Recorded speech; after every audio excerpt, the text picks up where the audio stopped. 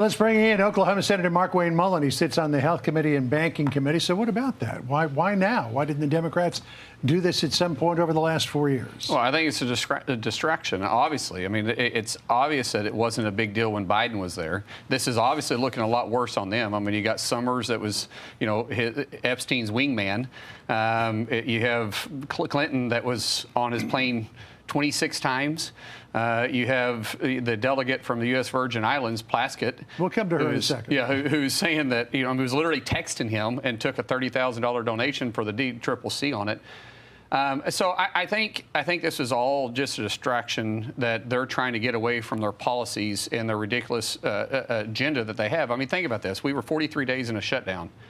Not one word about the Epstein files. The day the government was reopening, they switched immediately. Every left-leaning fake news outlet started running Epstein stuff immediately when it took place. And I think President Trump was smart by saying, release them. Go ahead, get them all out. And then we had those 3 emails from Jeffrey Epstein that were released by the Democrats, right, which they thought cleverly redacted the name of Virginia Giuffre, whose testimony was already well known. You're right. To try to throw some more smoke out there that, oh, maybe there's somebody else who's talking about the president. But this does seem to be blowing back to a greater degree on Democrats. You mentioned the delegate from the Virgin Islands, right, Stacey Plaskett, who during a hearing in February of 2019 with Michael Cohen was getting real-time coaching via text by Jeffrey Epstein. We put that together. Watch how it unfolded here.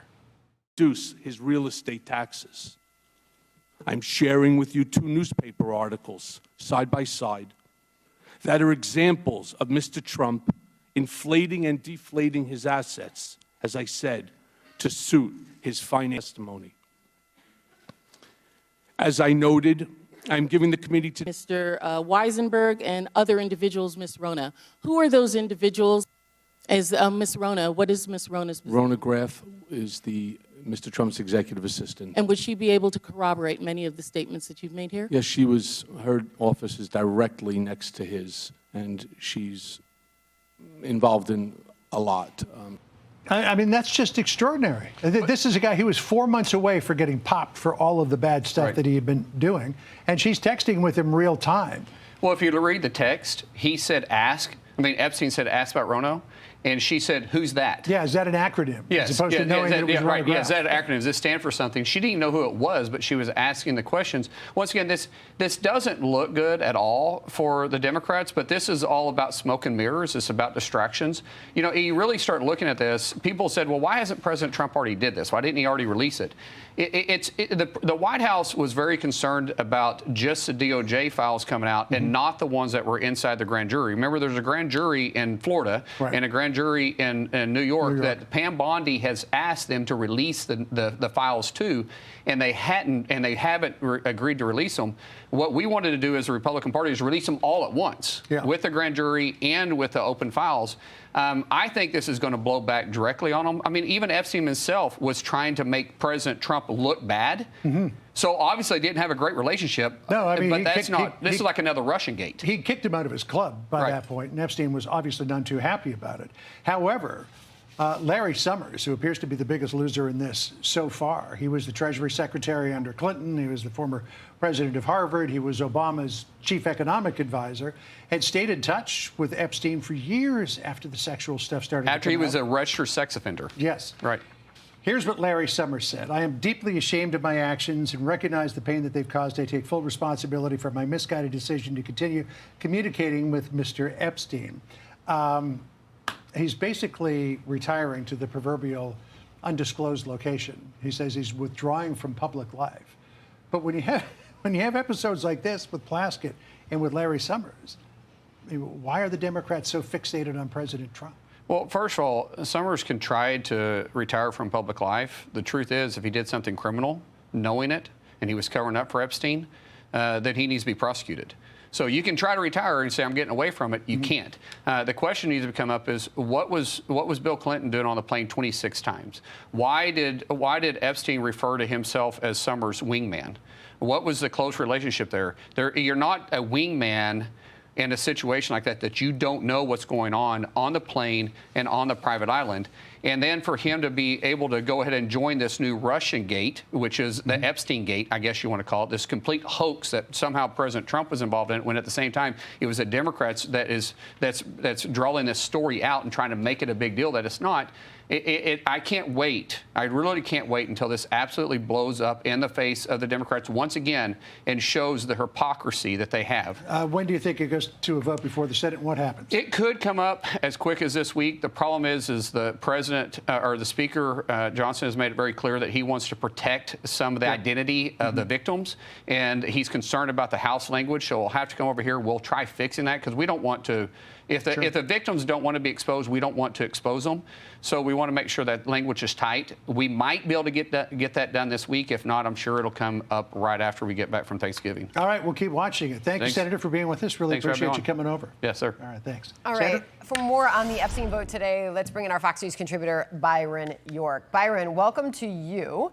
I want to put up a tweet up on the screen or a post you put to X. And you said this: these victims have gone public, given up privacy. They have members of Congress who say they will go to the floor of the House, protected by speech, debate, to name the victims accused of crimes. Associates of Epstein who stayed close to him even after his 2008 criminal conviction are on the run. Look at Lawrence Summers today. Why not name the names and be done with it, you ask? Please do jump in as we continue to cover this vote. By the way, you'll see one nay. We are told that is Clay Higgins, the rep from Louisiana. Go ahead, Byron. Well, there's always somebody. Listen, if you listen to what Democrats are saying, if you listen to what was being said at the victims' news conference today, they want to get the names of the offenders out. These are people who say that these rich and powerful men abused them at some point in the last 30 years at Jeffrey Epstein's houses, and they want the names to come out. Well, obviously, they haven't said the names, and the victims say they don't release the names because they're worried that these rich and powerful men will sue them and try to destroy their lives. And at that point, Representative Marjorie Taylor Greene, who's one of their strong advocates, said, I will go to the floor of the House where I have constitutionally protected speech, and I will name the names. And you think, well, there aren't really any privacy issues. After all, these particular victims were in a press conference, so they've gone public. And you wonder why Representative Greene or others who agree with her have not just gone ahead and done it. What do you believe the answer to that question is? Well, they still say that they're afraid of some sort of revenge from the men who were named. Now, as I pointed out, it's not really worked out that well for a lot of them. Jeffrey Epstein, of course, is dead. Prince Andrew is out. Peter Mandelson, top British official, is out. And Larry Summers has kind of gone into hiding. So they're not really fighting back. They're actually running away from this. So I'm not exactly sure why they don't do it, except this puts the onus onto the Trump administration, onto the Justice Department, and if they don't do it exactly like Democrats or Marjorie Taylor Greene or the victims groups think, then of course they can continue to criticize them for, quote, covering up this story. All right, well, the bill is officially passed. You just watched it happen live on the House floor, and now we wait to see what's next.